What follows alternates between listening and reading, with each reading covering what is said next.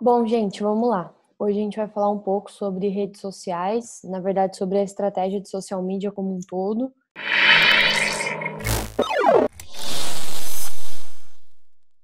A gente vai dar um foco maior, obviamente, em projetos de inbound, vai relacionar a estratégia de social com o inbound, mas a gente vai falar no geral. Então, é uma estratégia de social media no geral, com foco em inbound.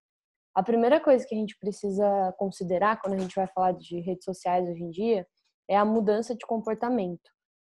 Hoje, muito mais do que antes, só aparece no feed realmente o que é relevante. Então, além das pessoas terem mais poder, né, sobre o que elas veem, sobre o que elas curtem, sobre o que elas comentam, o próprio Facebook e as próprias redes sociais no geral desenvolveram e desenvolvem isso todas as vezes. Em toda atualização sai alguma coisa que faz com que cada vez mais só conteúdo relevante apareça. Ou seja, a gente precisa pensar cada vez mais em como ser realmente relevante e diferencial. Depois, empatia. A gente já falou muito sobre empatia várias vezes e eu acho que em redes sociais isso é muito, muito, muito forte, porque basicamente a gente precisa se colocar no lugar do outro, se colocar no lugar do usuário que vai ver aquilo, para entender se faz sentido para ele ou não. Então é um super exercício aí de vestir a bota do outro. E por último, entender por que as pessoas reagiram positivo ou negativamente aos posts. Isso é muito importante, é um indicador excelente para te dizer os próximos passos. O que você vai repetir, o que você vai fazer mais, por que não deu certo, por que funcionou. Então, essas três coisas aí são bons pontos de start aí para a gente começar a falar de social media.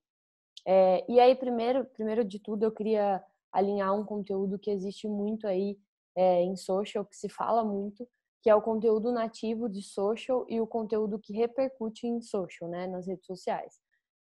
Então, eu vou diferenciar essas duas coisas porque isso dá uma grande diferença na hora da gente criar uma estratégia. Então, todo o conteúdo que é nativo de social, o que significa? Ele só pode ser feito ali dentro. Ele precisa daquela mídia, daquela rede para existir. Ele nasce ali dentro e tudo relacionado a ele é ali dentro. Quando a gente está falando de um conteúdo externo que repercute em redes sociais, a gente está falando, por exemplo, um vídeo no YouTube, um link de algum blog post que você manda o cara, alguma coisa de fora que você coloca dentro daquela rede. Então ele não é nativo, ele vem de fora.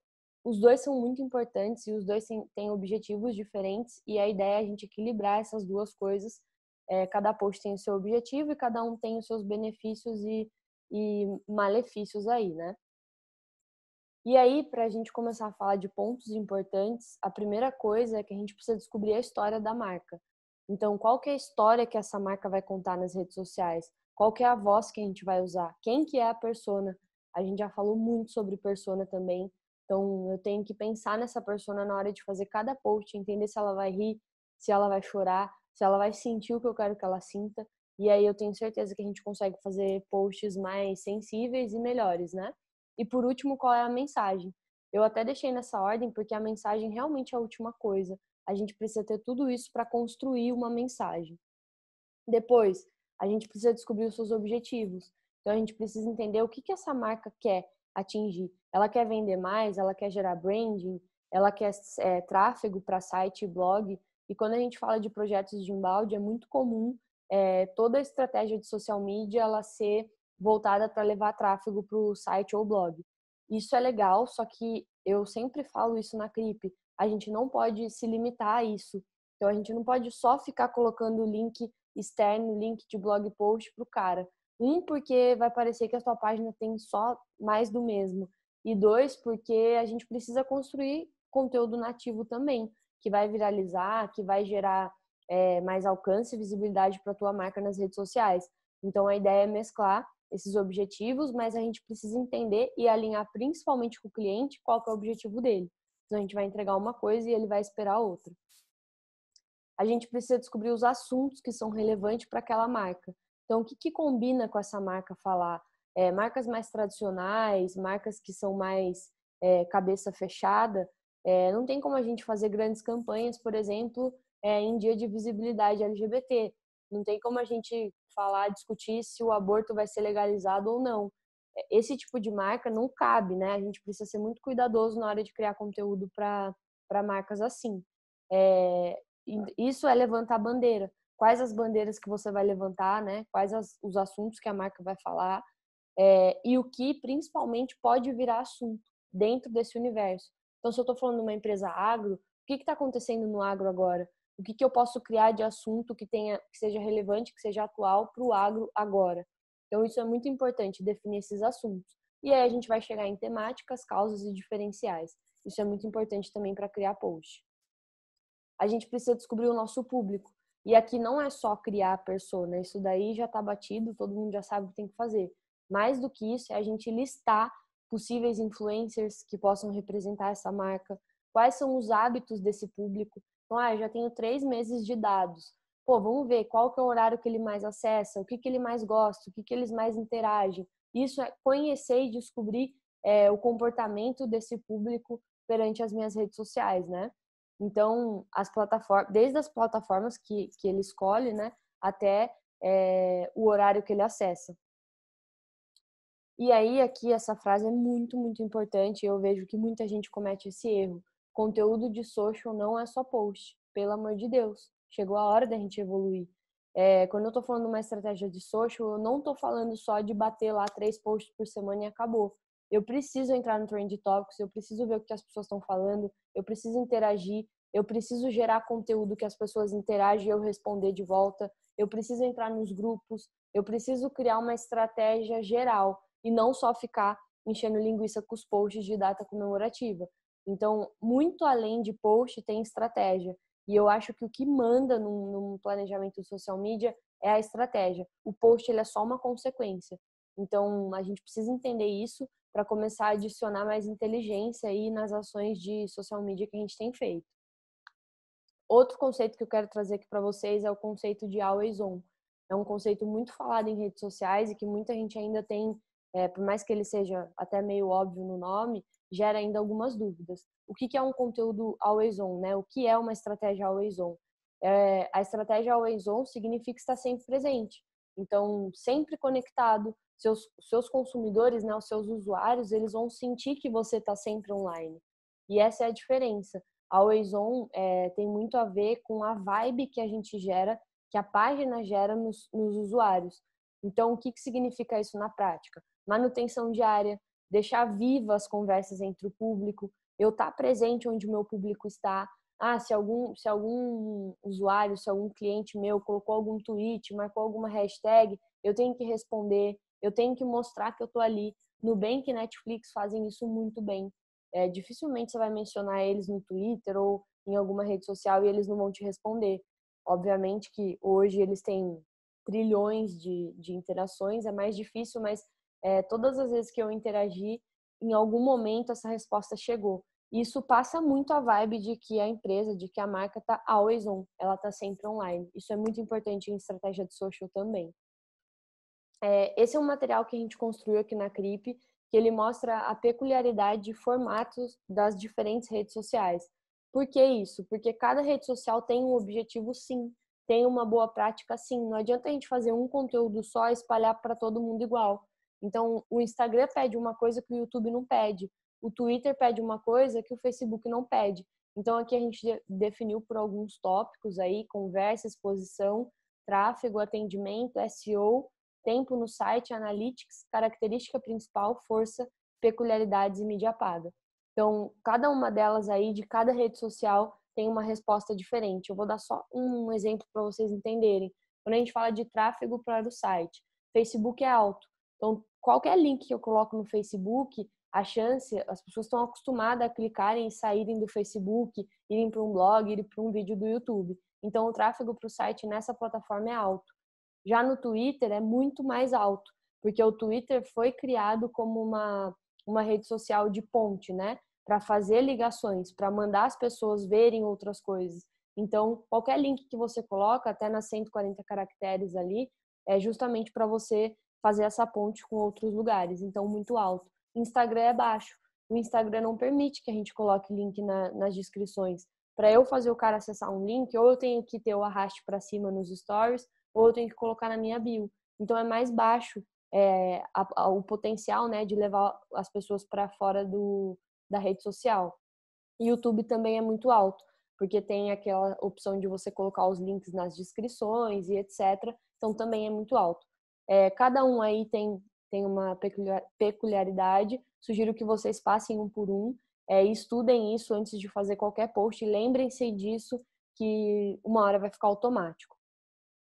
Depois a gente vai para uma tática que é muito, muito usada e eu indico muito, tanto em social quanto em várias estratégias até de conteúdo para blog ou até de conteúdo pensando no funil lá do embalde. É a estratégia de 80-20. O que significa isso? 80% do conteúdo vai ser relacionado à marca, a conteúdo, a lifestyle. A marca que eu quero dizer é coisas relacionadas à marca que geram conteúdo, não a vendas diretas, né? E 20% vai ser relacionado à marca diretamente, vendas, novidades, produtos e venda, venda, venda. E até esses 20% tem que ser uma venda de uma forma mascarada, porque se espera que em social media a gente tenha conteúdo e não venda. Então, 80% do que eu vou fazer lá, dos posts, ele tem que trazer alguma dica, ele tem que ensinar, ele tem que entreter, ele tem que gerar compartilhamento, ele tem que gerar buzz.